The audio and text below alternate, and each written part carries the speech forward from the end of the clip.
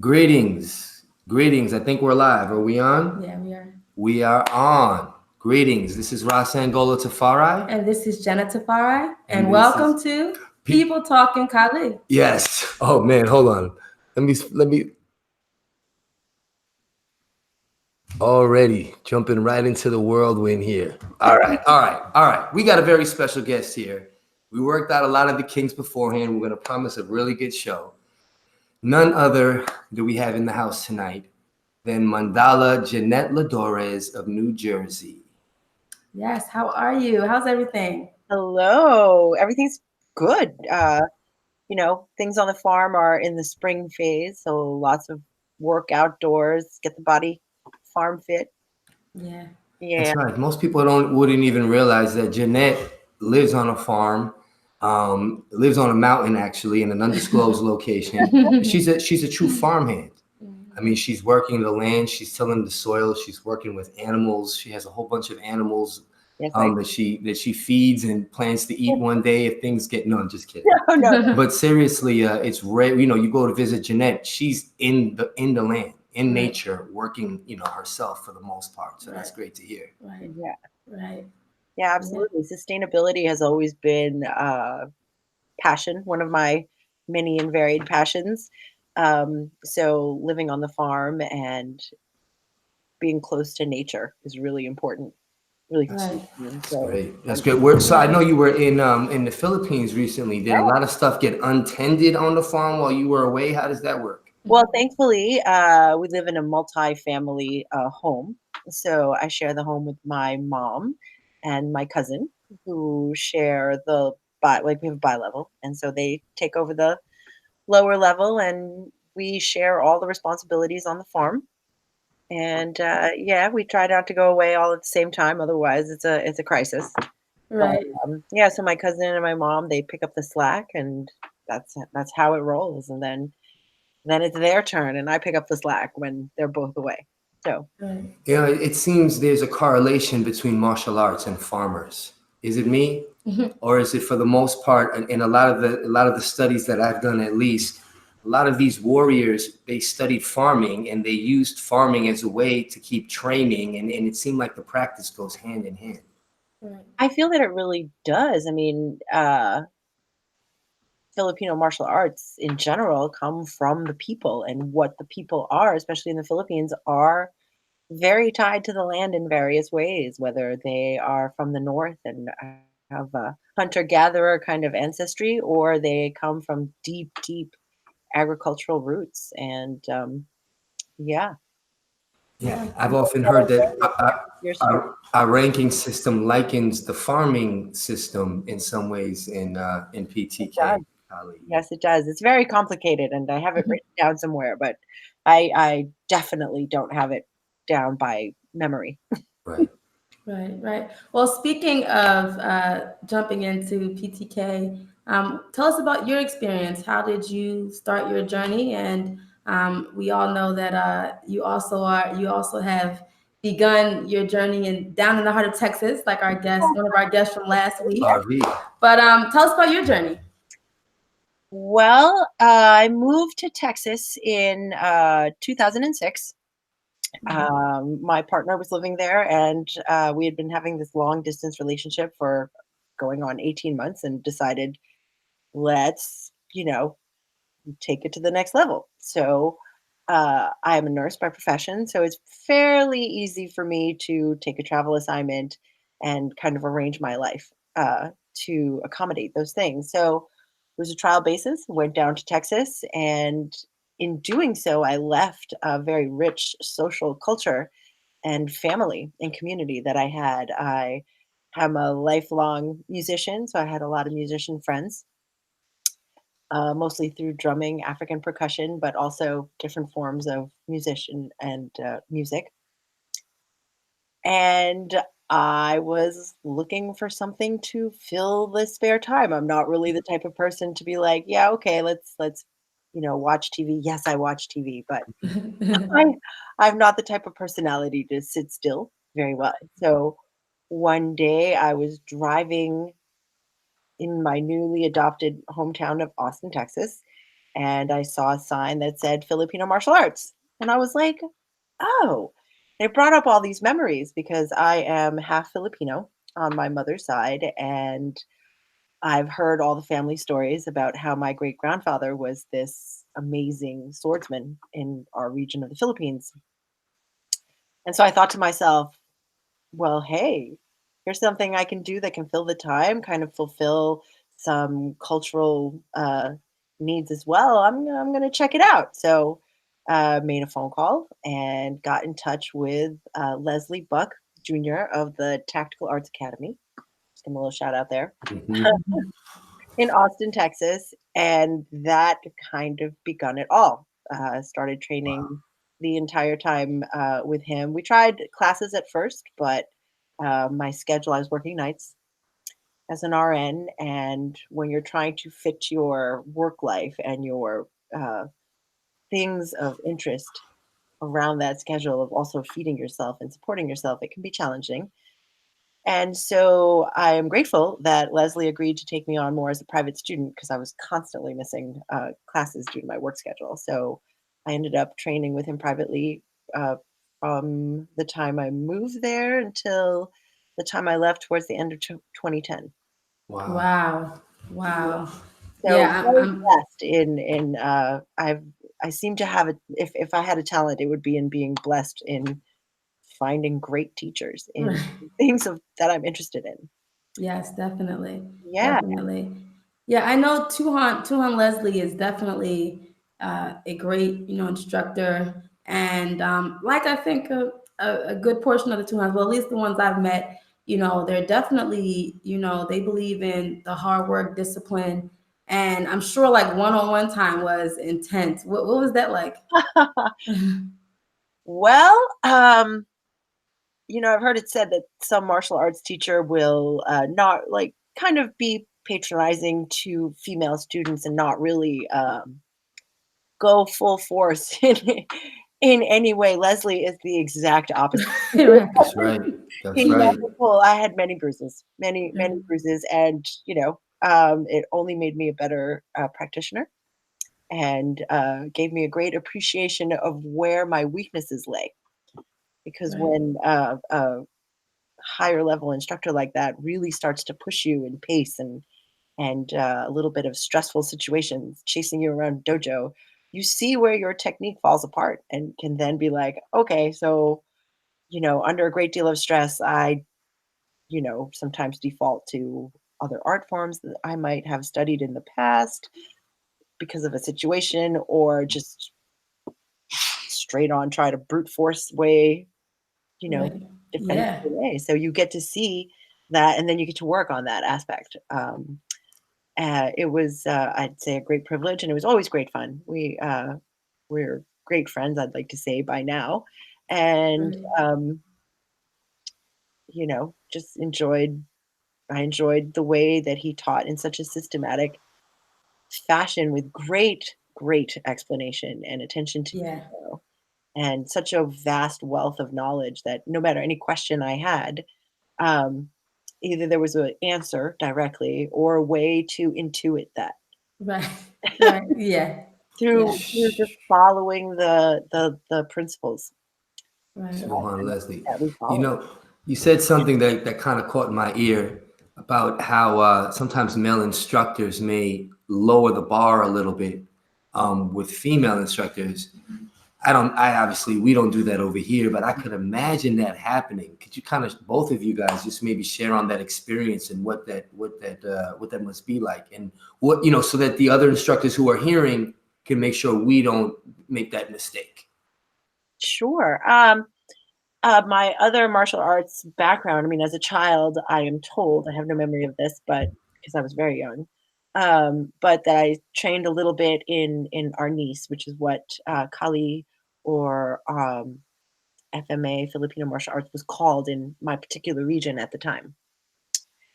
And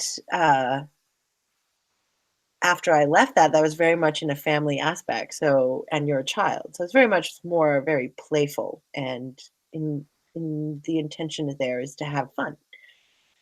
When I moved back to the United States and I started training in other things, um, I trained some Muay Thai and went through a couple of instructors before I found one that I felt uh, was really actually interested in instructing instead of this. It's a very subtle air of condescension in a lot of Mm. Mhm. ways, like, Mhm. oh, okay, well, you know, probably couldn't possibly do it. It was a different time then. Right. We're talking maybe the 80s. Right. Yeah, so I'm hoping that things have changed, and Right. male Mhm. instructors, when they have female students, push them just as hard, uh, if not harder, than the men. That's Right. right. Right. Like, Right. And speaking of which, I always, honor you and respect you as my big sister. And, I'm positive you were there on just about every experience that I've had outside of my group. And your energy is just number one, you just command the honor that everyone bring honor to the system. And I think that that's very important. And it usually is something that's held by the women, holding honor to the system. And then also, you're somebody who is very who has a very maternal and nurturing, but fierce, side of you. And I just appreciate that so much. But when I look back and I think about all the women presence in PTK, you were definitely are and still are a staple in this world and in this journey. And so I know that you've inspired so many of us, and I'm very grateful for that. But what are the hardships that you've gone through as being a female instructor, one of the first, female instructors to start a group, especially in the States? What have been some of the difficulties? oh, well, surprisingly, when I first started my group in New Jersey, there was a little bit of conflict. Some mostly on social media, uh, people who I've never even met, who I didn't Right. know had opinions about a woman teaching a Filipino martial art. Now, you know, I have my moment. I am Ilongga, as my family likes to say, and Ilongga women, Mm. which come from the Visayas region of the Philippines, have a a reputation of being a little hot-headed. Mhm. Um, and I would say, yeah, I definitely have my moments of that.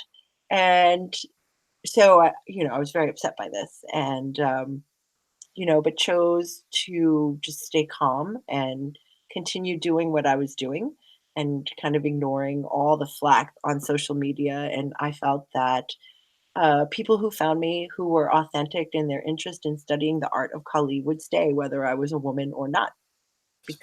because I feel a lot of culture in that I am Filipino and Ilongga and come from that region and have a strong background Right. Right. in it. Right. And then you hold your own. Your understanding of the system is so strong. I think that for those to not respect such a powerful resource, it's like it doesn't make sense to not do Yeah, that. and just we're putting it out there too. You've been an incredible resource for Jenna and I on our journey. The New York and the New Jersey family has definitely helped Philly evolve, and that's why we were like, we got to have Mandala Jeanette on here so Yeah. she could share some more and bring some more of these experiences. Mhm. I had a friend from Zimbabwe, um, and he said to me one time, "You're not gonna really know me until you see me dance in my homeland." That's And right. it was a testimony to seeing somebody in their element, when you see somebody in their element and in their culture. And so we had met Jeanette actually I met you in 2012 when GT went to White Plains, and then again in 2013. Yes. But it wasn't until we traveled to the Philippines with you, it kind of reminded me of my friend, like, oh, you don't really know Jeanette until you see her in her Right. element, in her Yeah. homeland. And for those of you who've traveled with Jeanette to the Philippines, you know what I'm talking about. Mhm. There's like this awesomeness that just comes out. And you're talking to security and you're getting weapons through here and you're Mhm. chopping it up and getting us discounts. And there's really something as a friend, and it's just as an outsider, there's something that really comes alive when you're in when you're in that element. And so Jenna kind of said, you kind of are like definitely like a guardian of the culture in many, many ways. And when you see, I know I'm talking a lot, but I got to just break this down. When we travel with you, you know, you're not taking a step without an education. You know, we're not taking a bite of some food without you breaking that down. And a lot of people don't know that about you, Mandala Jeanette. This is just the truth. They don't. Like you said, so much has become what you see on the social media. Right. The finer side or the other sides of the individuals in the community, we rarely get to see. So in 2010, in 2010 is when you stopped training, you said, with Tuhan Leslie. Yes, I moved home in October of 2010, so that was pretty much around the time. Okay. And now, had you been traveling to the Philippines with PTK in the community during that time with the APAC conventions? And well, the first one wasn't until 2011, actually, the first Asia Pacific. And yes, I had moved home. I was like a lost little child. I was like, oh no, I can't. What happened? I don't have a teacher anymore, and tried to find local groups that trained in Kali, or Filipino martial arts, and they just didn't quite blend together well. So pretty much started a very private and solitary practice in the things that I had learned, both from Tuhan Leslie, who was my first instructor and introduced me to the art of PTK under the umbrella of Filipino martial arts. Prior to that, I had done some lightning science, our niece, in my hometown. So the fact that all these things can come together. Right. Excuse me.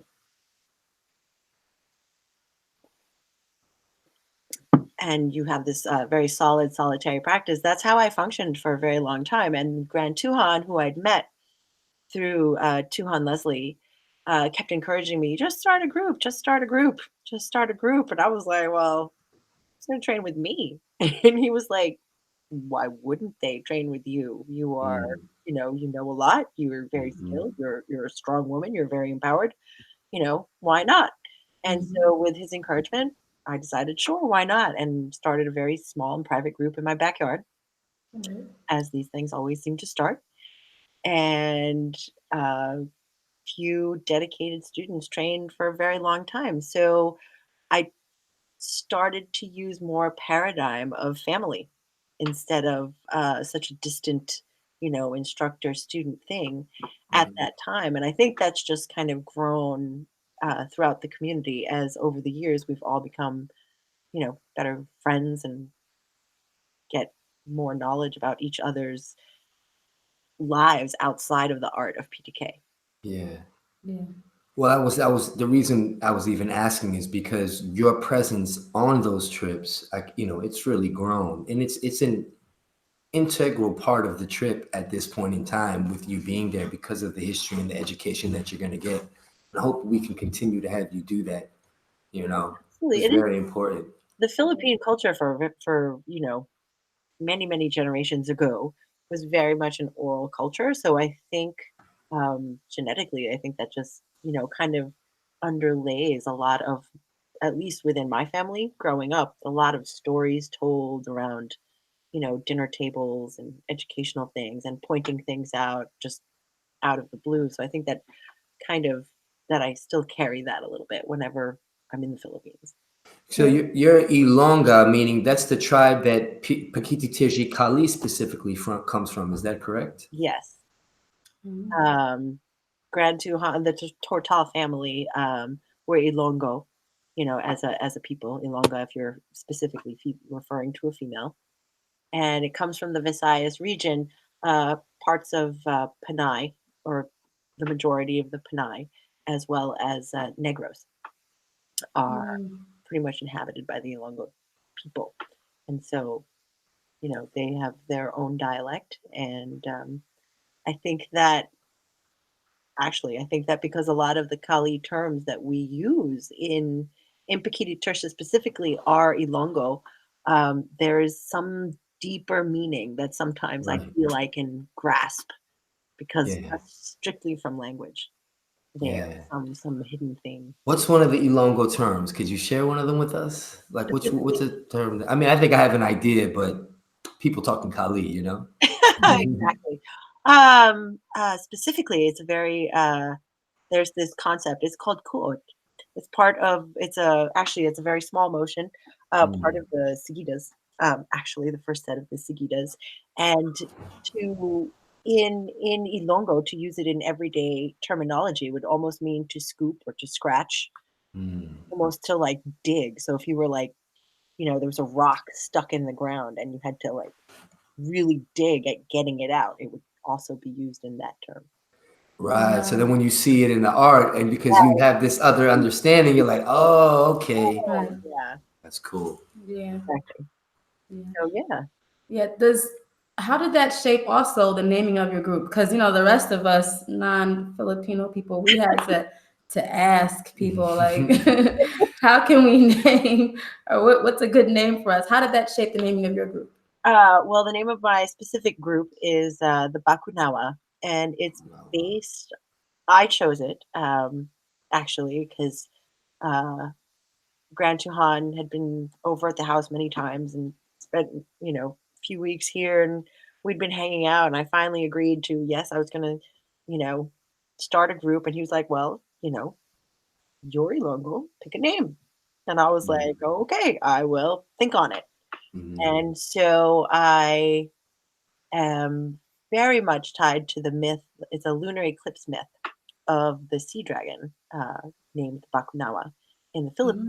Mm. And the myth goes that many, many generations ago, there was more than one moon. In fact, there were 8 moons in the heavens, in the skies. And they glowed ever so beautifully in the night sky. And the sea dragons swimming in the ocean would look up at the night sky and be mesmerized by the shine of these orbs. And they would swim out of the water and eat the moons until there was only one moon left. And then one evening, another Bakunawa swam up and ate the last moon remaining in the sky. And the people were very sad. They were like, oh, the night is so dark.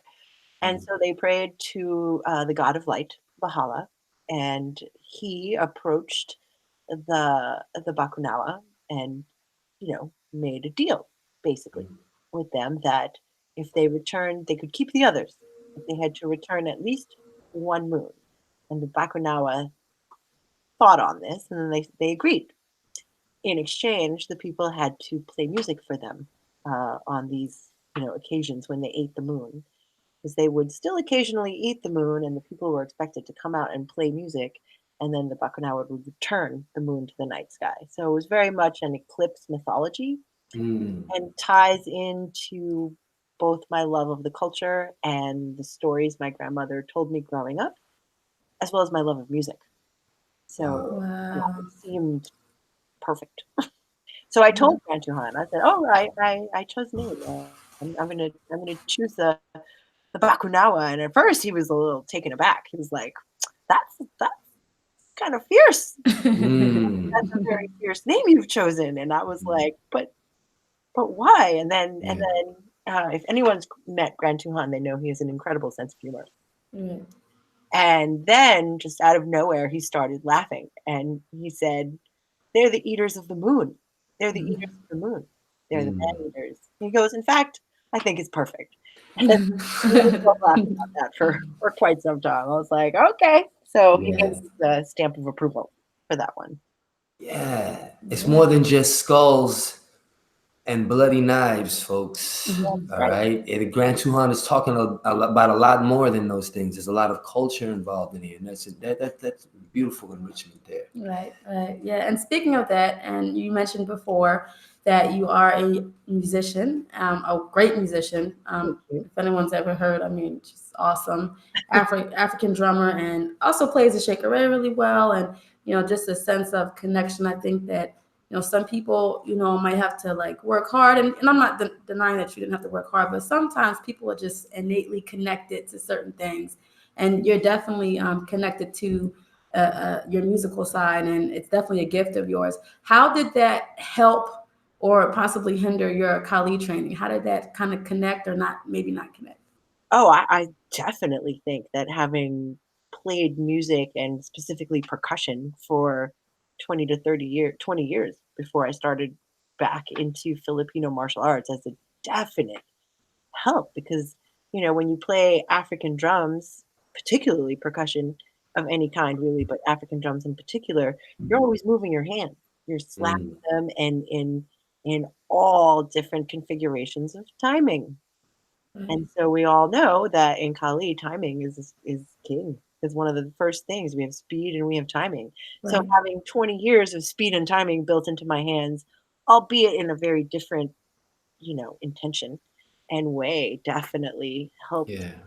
definitely helped for picking things up, um, for timing and entries and the conditioning of just moving your hands that fast for hours on end.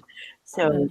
definitely for all those things and more, I'm probably not even aware of. I would say Right. it's definitely helped.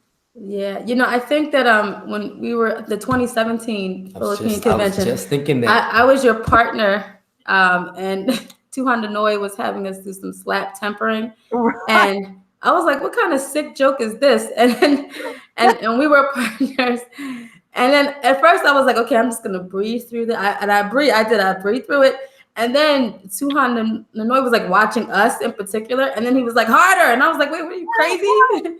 And then more. And I was like, I'm getting ready to. I had to dig deep. But I also felt like it was a blessing because I was like, I've partnered with men, and I Right. don't think anybody has a sting and a burn Yeah. like yours. And I was like, I'm definitely dealing with a master drummer here. Mm, I think it's that's what funny. I thought. It's the I thought you were going to talk about the time when Mandala Jeanette and Tuhan Hanoi were actually live drumming Oh in New yeah. York while we were training, Oh yeah. That and was wonderful. that was beautiful. I That That was don't was dope. awesome. I don't really know how many people outside of like, very dear friends of Nonoi knows, but one of his other passions is music and he loves to drum. And I think it was one of the earlier times that he was coming to New York, and I wanted to give him a gift, and I knew he loved to play drums, so I was bringing that drum to New York to give to him. And so I had spoken with Francis, the leaders of one of the leaders of PTK Elite New York, and he was like, "Oh, bring a drum. We'll find time. Like it would be so much fun because, at the heart of it, fun is very important. It's a very bonding kind of thing. So I think if enough people in a group are all about like having good times and yes, going through these like hurting each other, burning, Right. pushing each other kind of experiences, but yet, when it's time to have fun, can really have fun. Yeah. Right. It's very fun. Because then it makes the pain fun. Then pain Right. becomes fun and it doesn't hurt anymore. We laugh when we Right. get hurt, That's which is right. kind When of you get crazy. hit, you just bust out laughing. You're like, "Yeah, okay, I deserve Right. it." Exactly. Right. And speaking of which, I come from an African martial arts tradition as well, Right. and we definitely incorporated African drumming.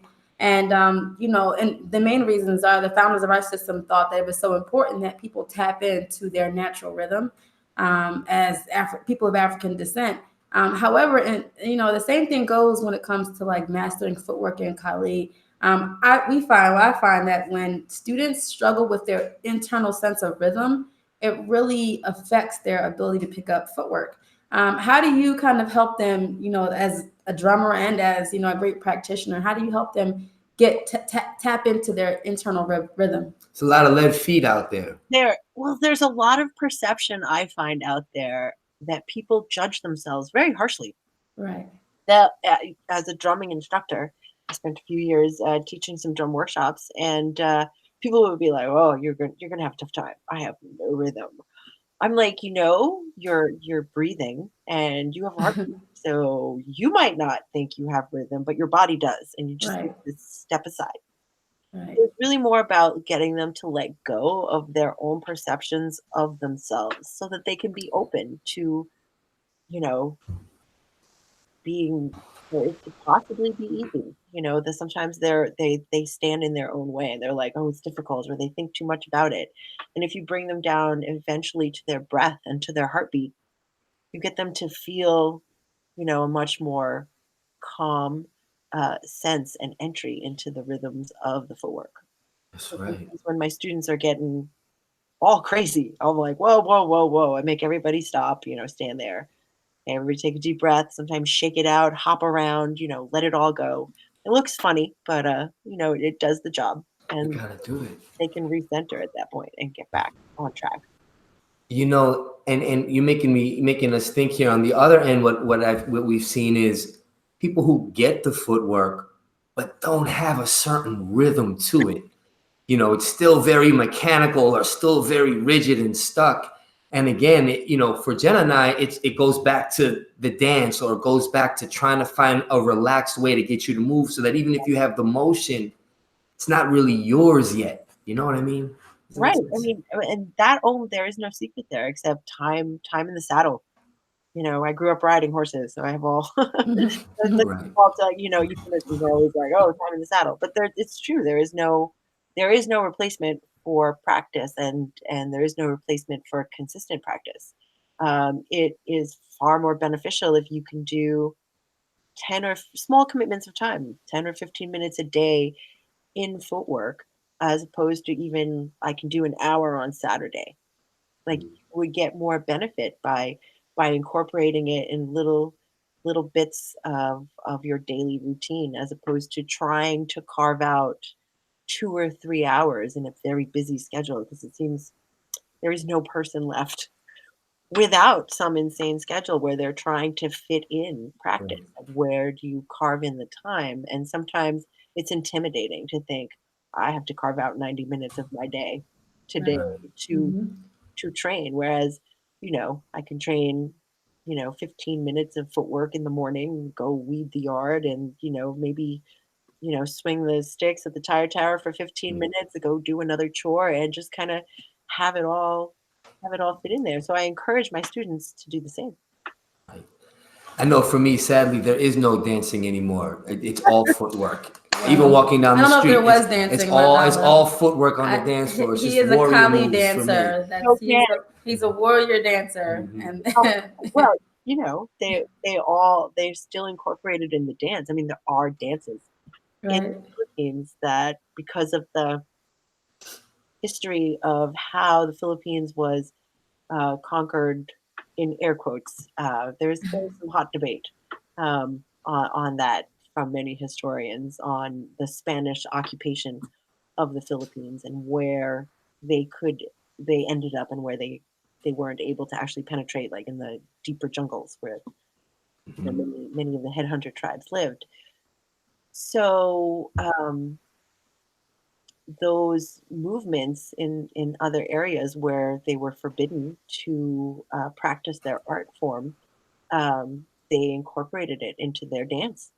And if anyone has ever seen Tinickling, my mother always loves watching the footwork. Actually, as a little sidebar, when when we have these camps at the homestead here, and she's always like, "You should these footwork. I mean, just get some bamboo sticks and they'll move their feet. Make them do Tinickling, and because it's all about Mhm. getting your footwork done. And if you Mhm. if you miss, your ankle gets caught very Yeah. in the bamboo. And so, how they turn around and how they move their arms in the candle dance, there's a lot of stripping motions that actually, a lot of, pangamut or empty hands that Now, by stripping, you mean stripping the weapon, right? yes, stripping the weapon, not the grip. Sorry, guys. I couldn't resist, guys. I couldn't resist. Shame on me. Okay, but yeah, in the motion is hidden a lot of the art form, right? Absolutely.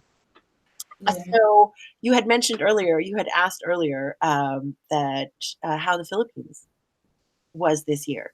Tying back into this historical culture, Tuhan Mel had his first bayanihan, and I had the privilege to attend. And he did an amazing job. He just did an amazing job.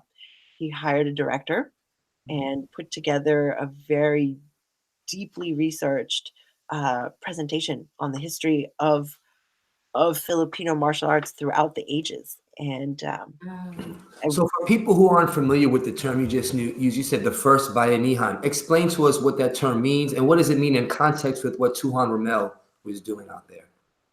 a bahanihan means like a coming together under one, as one family or one group. Um, a lot of the terms in the Philippines stems from the fact that ancient, you know, uh, researchers believe that we were a seafaring people, and the boats were called balangay. And then that later changed when they moved onto land more permanently into barangays, or like little towns and villages. So the language, again, shows the relationship with many of the ways in which the art form came to be. So the Bahanihan is a concept that exists outside of just the martial arts. Mm, A family can do it. High school, you all went to the same high school. You all come mm. together. So it's really about the concept of coming together. And you and I are well aware of this, but for those out there that aren't, almost every martial art on the planet, there are often, conflicts and politics and all these things. And Suhan Mel, I think his vision is that no matter what is happening out there, that we can still all come together and celebrate our culture. Yes. And so groups got to do demonstrations from all over the world. There were people from London and Germany and I believe Australia, Wow. and yeah, Italy was a big delegation from Italy, and other grandmasters were there, such as someone you've met, like GM Rodel de Gook was there. He did a Yes. he did an amazing demo. He's a Grandmaster. very funny man, and so that was one of the things that I was privileged to get to attend, and learned a lot, and was just impressed by the presentation. It was awesome. It was great to see you sitting right there by Tuhan's side too during the whole event. Is Yeah. there a concern that some of the culture might be like as Filipino martial arts grows globally, there's something that might be lost? Is that something that's discussed? If that can be shared, is that a Sure. concern or? Um, for my personal belief, I'm very much an old school kind of girl. I've always it just seems to be that whenever I found a teacher in whatever art that happened to be, whether it was my African drum teacher, my shikare teacher, my Kali teacher, there's very much a philosophy of, oh, old school is, there's no replacement for old school. And I happen to be blessed in living on a farm. So my training and my students' training by default tends to be a lot of like old school training outdoors, hitting tire towers and things like that. And I think that there is no replacement for that kind of connection and that kind of attention to detail while you're training, because many mistakes and bad habits can be prevented. And so there is a deep love of that. Ramel and I have often shared stories of his, you know, old school training. He was not gentle. Old school training with Grand Tuhan growing up, and and that he'll often say there's only practice. There's no secret that there's nothing to replace time that you spend practicing and perfecting. And so, as Filipino martial arts grows and the medias in which it is shared continues to expand, I guess there is a concern that you're going to lose some of the more subtle aspects of it, uh, and to be replaced more by like gross motor mo- movements, and you're going to lose a little bit of that mysticism that can only be shared one on one with an instructor or a group. Right. And I think it's beautiful that you began by talking about how, training in the natural space or training outdoors is a great, important aspect of, keeping a certain cultural element because, we often don't recognize and equate this idea of a teacher-student relationship as something that is a building family, or an exchange that's deeper than just paying money, because of this idea of the academy, this idea of these martial arts dojos. And I think that's so important. You know, we started in our backyard as well. Some of our early videos are us trying to figure out in our backyard. And, you know, I really think that lays such a solid foundation, because it teaches us to have a certain understanding and attention to detail, because there are no safety nets. When you look at the old school training, you know, there were no such thing as trainers. Knife trainers are new. You know, before it was just, if anyone's seen the movie Kali, means to scrape. I mean, there's, you know, I don't think we saw any trainers in that film. You know, and that idea of old school, where it's something that is a little bit more realistic, a little bit more connected to nature, where you're hitting trees instead of, you know, hitting, you know, nicely made and polished sticks. You know, I think that there's something that's very beautiful about that. And in you being, you know, a naturalistic kind of woman, I think that that's just such a perfect thing to bring. And it also, has it like helped kind of weed out for you students who are committed versus students who are maybe not so committed?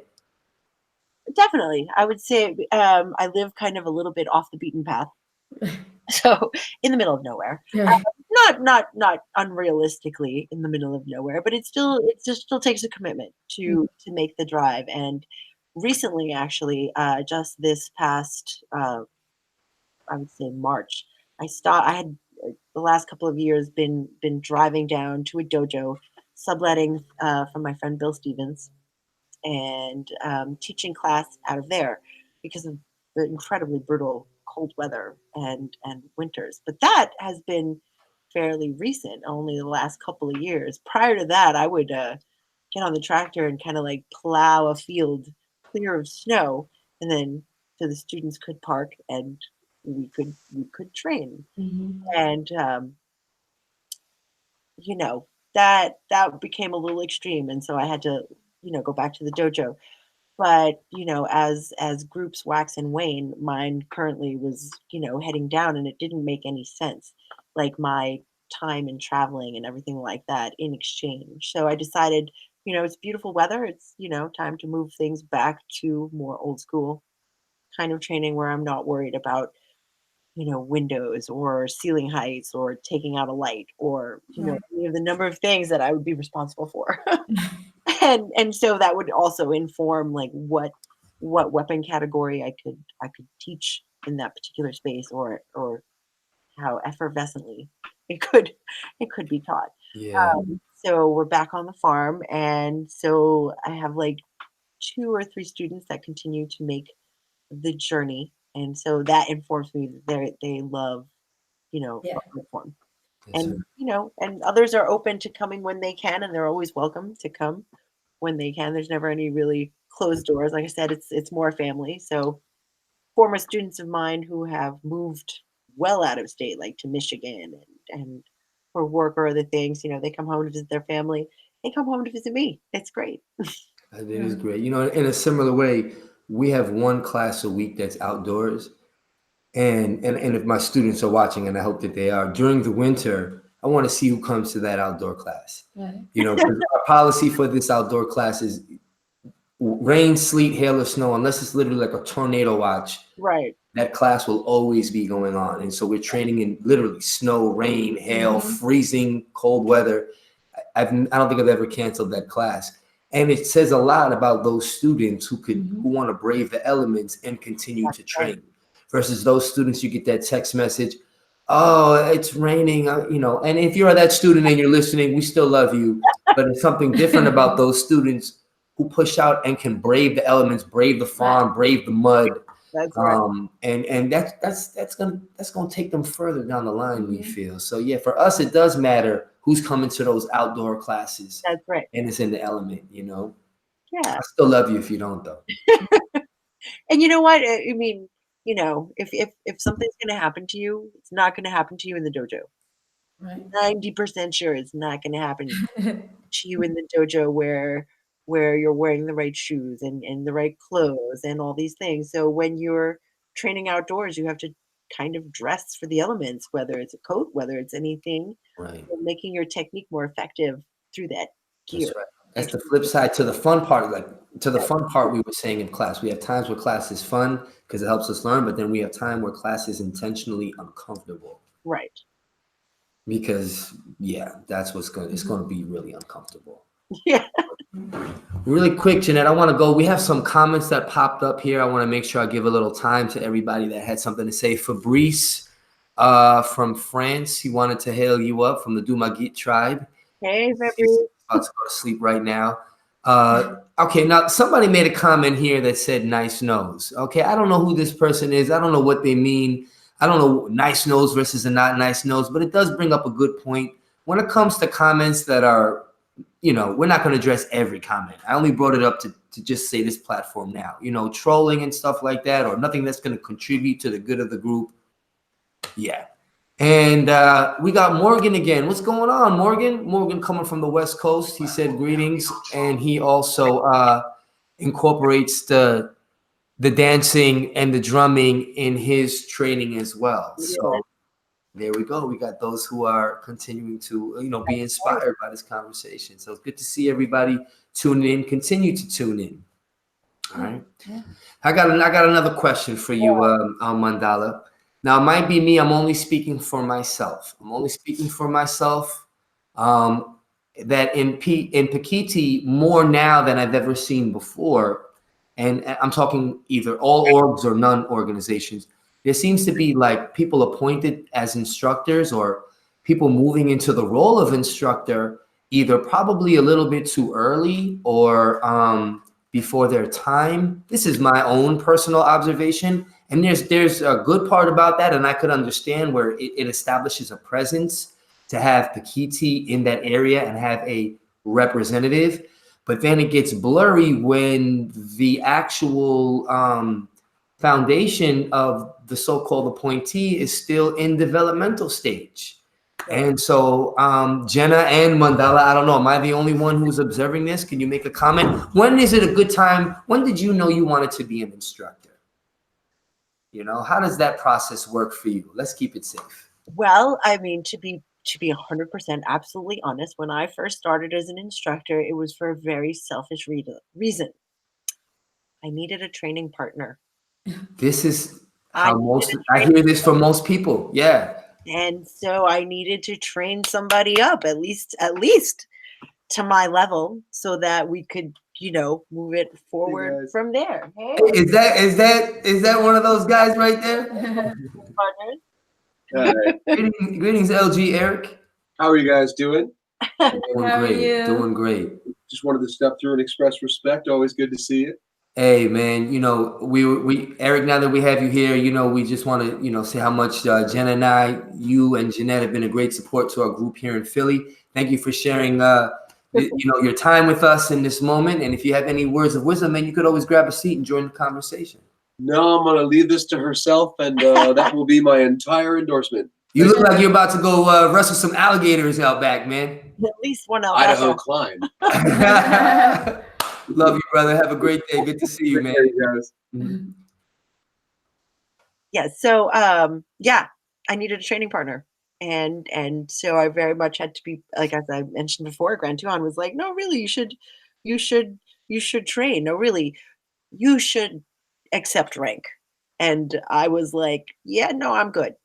I for many years after certain incidents that occurred at the Asia Pacifics, whether, sparring and stuff, I earned a couple of nicknames, and one of them was Princess of the Knife, that Grand Tuhan decided he was going to call me his Princess of the Knife.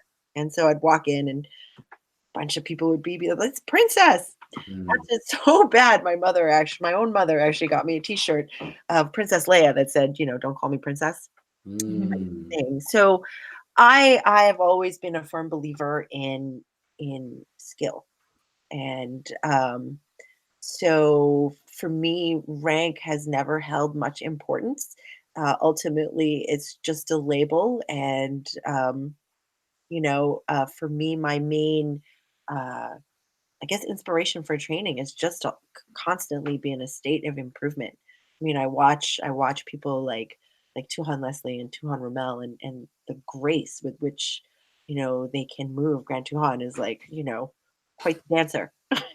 He is Quite the dancer. the dancer again with dancing, right? All about the dance. Ultimately, it's about rhythm and movement, and so it is a dance ultimately. And so, you know, sometimes I myself find that I'm falling behind on all the different platforms that are arising on this social media and that social media, and so it's because of my busy schedule, it's hard to keep up with all the things that are popping up here or there. And I have noticed that there's been a lot of instructors, and on one hand, it's great, as you mentioned, to have a presence and for people to say, okay, awesome, I'm a representative of this art form, and I can put a study group together, and we can all train together so that when an instructor is available, or maybe someone we know can come on by,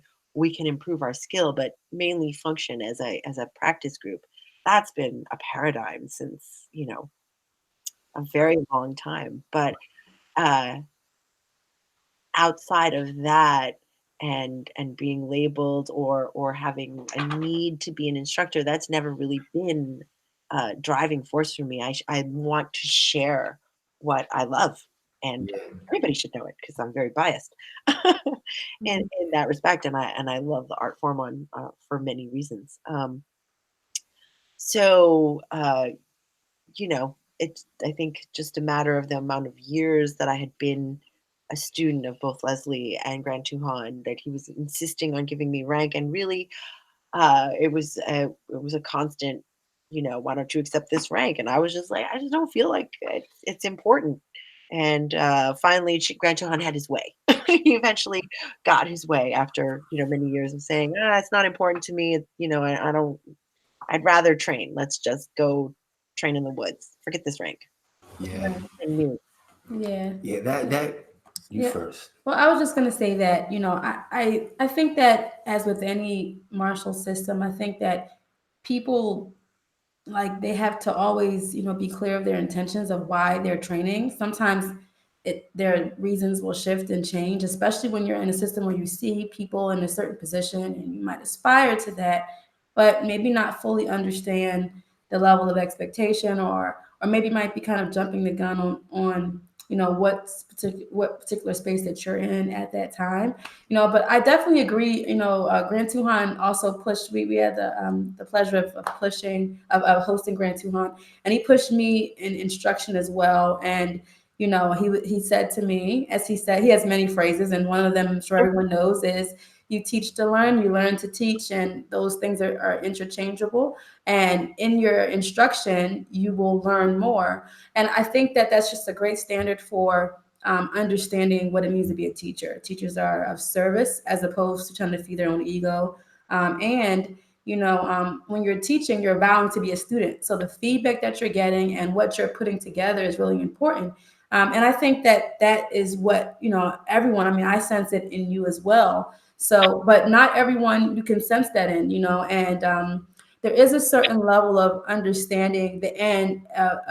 When, like, so for example, you said that you're a fan of skill. What comes with skill is the skill of instruction, the selflessness that comes with it, and then also the responsibility and the high level of perceptiveness that you need as an instructor. It's all part of the skill that you acquire to be ready for that type of position, or holding rank.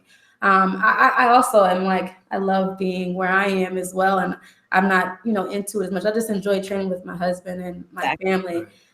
But yeah, I definitely think that you are such an important beacon because your heart is pure. I mean, and in a way, I think like people who are in service jobs, or people who like are like the backbone to society, like teachers and nurses. Mhm. I think that they're like the perfect candidates for being instructors, because we have the ability to nurture and think about other people, and it will always do the self check. You know what I mean? Of service. Yeah. Yeah, for us, it was we always loved to do it. and it was like a charge to be an instructor. It wasn't like, oh, we're going to be an instructor. I want to be an instructor. It was like, I just love training. And then when I actually met Tuhan Ramel, it was like, wow, you should be an instructor. I felt actually stressed out. Yeah, I felt like, wow, this was great to receive that feedback. But sleepless nights. Yeah, you got to know me, and Jenna will tell you, it's like, oh, now I have to train more than I've ever trained before, and for us, it was about, oh, wow, Tuhan said I could be an instructor. It was like, no, actually, I want to stay quiet. Let's do this study group approach. And that's how we started. That's what I said with the backyard, similar to yourself. Let's start this little study group thing going. That's the Ricky Mel's and the Kennys that you guys have met along the years, because it was like, wow, all right, even though we've been given this appointment, we know there's still so much growing to do within this role. I'm still not ready to put myself out there as of yet. And so, that was us. And I think that we kind of link with, like-minded individuals such as yourself and other instructors who were kind of thrust into that role versus those who you see, and again, not knocking you, who are from the very beginning, I want to be an instructor. And that's great. That is great to want to come in as an instructor. It's just about growing into it, I think. Mm-hmm. Thoughts out there, people? Yeah, but going back to what Jenna said briefly, Grant Tuhan's very much a proponent of, learn to teach and teach to learn, because there is a certain way. Sometimes you're struggling to explain something to someone new, and it brings a whole level of new understanding to yourself for your own art as well as for that person. So every time I'm teaching something, no matter how many times I've taught it, even if I'm teaching it for the 18,000th time to a new person, how they question or how they seek to understand that principle or that motion can sometimes still flare like moments of inspiration to be like, hey, I just got like a whole deeper level, because everything's about like, it's like an onion, right? There's all levels to many things. You can take it as the surface, or you can start to dig and delve a little deeper in that. And so sometimes those new students, they come up with questions, and hey man, I just explained it a whole new way, and I learned something from that. Yep, that's it. It's interesting because sometimes we'll work with beginners and they're always apologetic. Not all of them, but some of them are, oh, I'm sorry, I'm getting it wrong. I know you must be frustrated. And it's exactly what you said. We love that process. We love the learning process, actually. Right. And trying to find a new and better way to get that student to connect to the material. We have a philosophy. It's not even really about teaching. It's about inspiring people to learn. That's all we could really do. And allow that person to kind of teach themselves. Right. If that makes sense. Yep. Yeah. Jeanette, go. No, I was going to say, okay, I have like a woman-y question for you. And I have a funny story. So I think it was like the second day that I was like your Facebook friend. Uh-huh. There was like, you like posted a picture of like your mom as a sheriff on a horse. And I was like, whoa. You can always tell where someone's at, based on, where their mom is at. I know people will say the same, in my regard, my mother is fierce, and then like 3 days later, it was like your picture was like you on the range and with sunglasses. And I was like, oh my God, I love this woman. But I resonated with that because, I am also innate, I grew up in martial arts. I grew up really, kind of just in a tough, mentality where, it wasn't, training or being, less, I guess, what people would think stereotypical of a woman is just being, a little rough around the edges, being more, energetic, enthusiastic. That's just, who I was, and wanting to train and wanting to be committed and disciplined. But, I also know that, people expect that when they see a lady. How has that affected not necessarily your personal relationship, but, like your friendships? How does that, do you find that it's easier do people are just, generally accepting of that? Or is it like hard? I know for me, it's sometimes, most of the time it's perfect because, I have a martial arts or a martial scientist as a husband, but then also it could, affect that I'm always like rough and tough and never vulnerable. So, how does that affect you or not? Well, I mean, there's always the people that are that your coworkers that know that you train or that you teach or that are aware of the other things that you do, and they sometimes you know pull practical jokes where they're like, yeah, like Right. doing the stupid karate Oh hand. my God. How many people do you guys get this? Your friends trying to surprise attack Oh you? my God, Guys, they're like, cut it "Oh, out. do that." Like, they're like, "Oh," like, like somebody asks you what your hobbies are, and you tell them, "Oh, you do martial arts," and they do some, like, crazy stereotypical, Chinese cinema kind of sounds and motions, and, on some internal level, you're just like, "Yeah, I could just reach out and smack you right You now." know? I Yeah. know you mean well. I know you're trying to relate, and so I think that, um I was raised in a very spiritual and in a very earth-based spirituality, and I think in those moments where I feel the most tested, I try to recenter myself in the spiritual sense.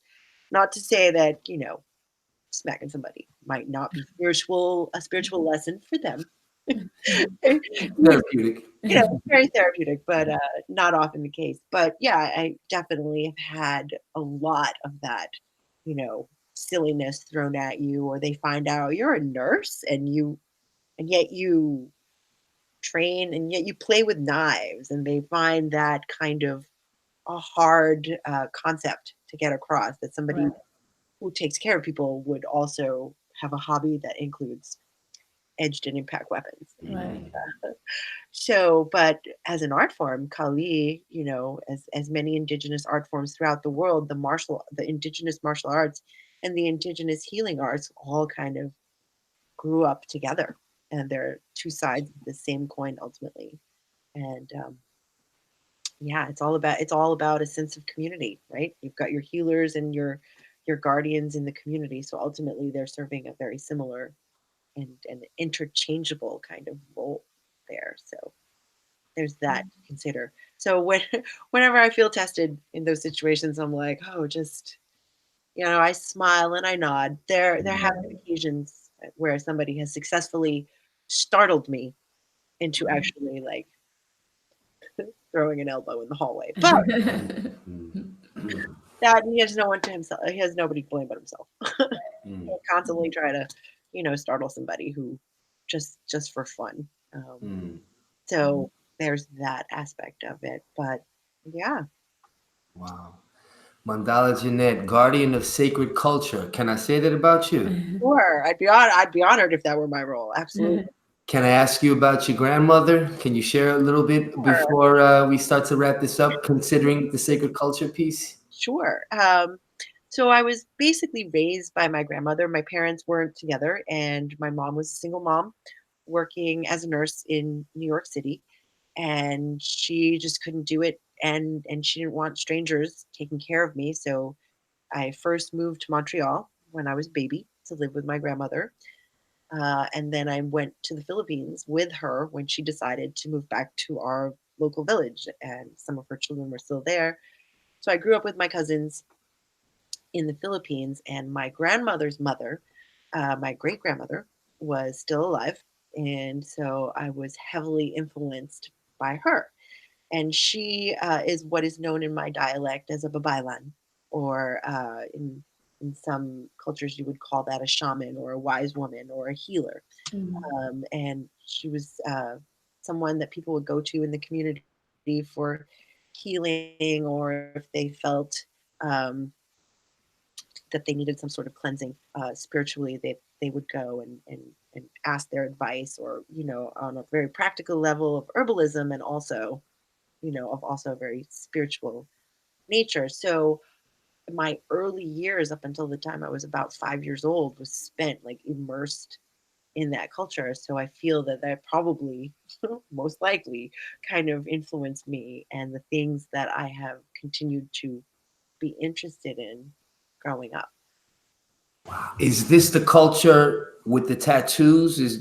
That term that you used, is that connected to what we see with the ancient indigenous Filipino Well, tribal with tattoos? Thailand, it depends on the dialect. So the Philippines is like something going on 190 different dialects, depending on which tribe and region that you are from, and unified by one overarching Filipino language called Tagalog.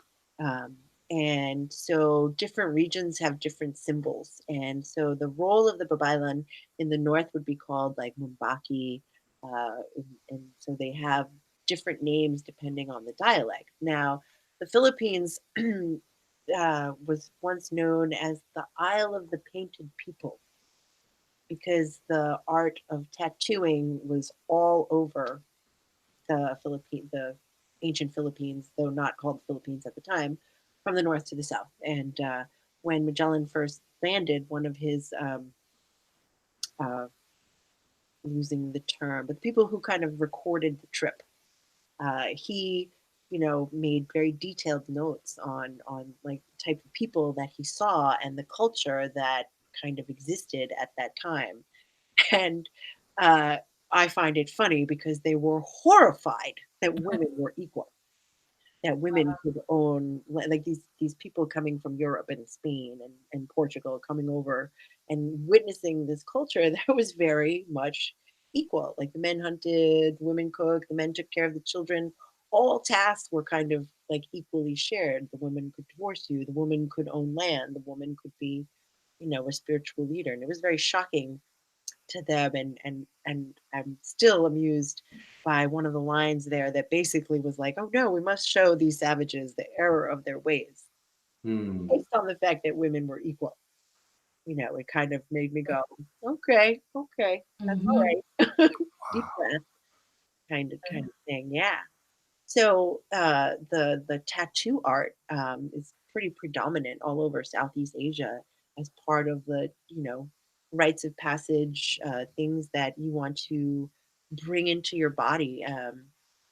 The practice of animism was very prevalent in the Philippines at the time. So the the concept that everything has a spirit and that you would bring that into your body through, for example, in Kali, through the shape of the blade handle or Hmm. your punyo, whether it's a sea dragon or whether it's a crocodile or any of the other sacred animals, is that you're asking for the strength of that animal to be imbued into your blade. Wow. Wow. Yeah. So all those little blade handles and little squiggles is just cool woodwork. You look for the animal hidden in there. Like the campilan is, for example, a crocodile. And I know that certain Ganuntings, the hilt, like you said, it could represent a tribe or a family or a part of the land, depending on the shape of that hilt. Is that correct? Yeah, exactly. Wow. There's a lot of personalities in those hooks. We're geeks for this stuff, Mhm. Jenna and I. Me too. Me All too. right. So that's Jeanette's grandmother was a healer. Her mother was a sheriff. Well, my mom actually is a nurse, but Nurse. we got into horses very early. One of the surgeons that she worked with, she was a cardiac thoracic OR nurse. So growing up, I was constantly dragged into the hospital whenever she was on call. Had to see all these open heart cases as a kid, which kind of probably is why I'm a nurse today. Right. And so we got into horses, and one of the ways that we could benefit financially was if she volunteered to be a mounted deputy sheriff. So she did that, and Wow. we trained and had to go through like all the training and get to ride in parades. And I got to hang out at the academy and train all the horses on our horses on taking gunshots off their back and Yeah. making sure that they were safe for the crowd, kind of thing. So Wow. my mother was also raised by her grandmother, which was the same woman, my great grandmother. So uh, I was blessed to have personal interactions and connections with her growing up, but that's continued forth in that she imbued a lot of her beliefs and remedies and the things that are handed down to my mom. So I'm Right. saying you're continuing that tradition. Seek out Mandala Jeanette. Her Yes. information is in the description box. If you're one of her students in New Jersey right now, we know some of you guys. We haven't seen Yes. some of you guys in a while. You need to honor this instructor here. She's come from a strong lineage. You see, Right. she's of substance. And this has just been a very enriching conversation so far. Is there any upcoming events or things that you could share with us to keep us on notice about so that people could know? Absolutely. Thanks for the opportunity to share. But June 7th through the 9th will be the 3Han events that we are co-sponsoring with the New York group. So we'll have Tuhan Leslie and Tuhan Nonoy, and of course, Tuhan Romel will be here for that. Insert. Exactly. It's going to be so much fun, epic. And in October, New Jersey will be hosting Tuhan Irwin by Yarta. And he hasn't been out teaching much. And Wow. yeah, I'm looking forward to that a lot. Yeah. And then, outside of that, I know Ramel will be traveling around, visiting different areas. I hope to make as much of them as I can, including coming out to Philly if it scheduling wise works all out. I hope. Yes. Yes. Yeah. Yeah, So, and we would love to have you in Philly for our monthly Kali and tea workshop, and adding possibly adding Kali drumming and tea workshop. So hopefully That's in the right. fall we can have you. We love having you. Stay in Philly. tuned for that. That would be a great event to have you out here and host you. Definitely. many people might not know, but Jenna's a kick-ass berimbau player. These two, they don't speak much about it, but they're pretty awesome with the music themselves. So it's such fun it would be to play. Thank you. Thank you. That means a lot coming from you, sis. We've gotten down playing musical instruments at your place after training for sure. Yeah. Any final thoughts, Mandala, before we close this out officially? No, you guys are just doing such great work and bringing all these different groups together. I mean, such a role that you guys are playing. I'm honored to support and help out, as much as I can and you guys need or want. And keep doing the work. Guys, thank you for so taking the much. time. Thank you. We're going to do our official closeout, but stay on, Jeanette, so we could touch bases afterwards, okay? Sounds good. So we want to thank you, the viewer, Morgan, again, with the great comments, my friend. Thank you for supporting, as well as, who was that? Fabrice and whoever that person was who commented on the nose, and everybody else tuning in. We wanted to thank you for supporting the show, People Talking Kali. Yes. With that being said, loyalty, wisdom, respect. Life, health, and success. Till next time.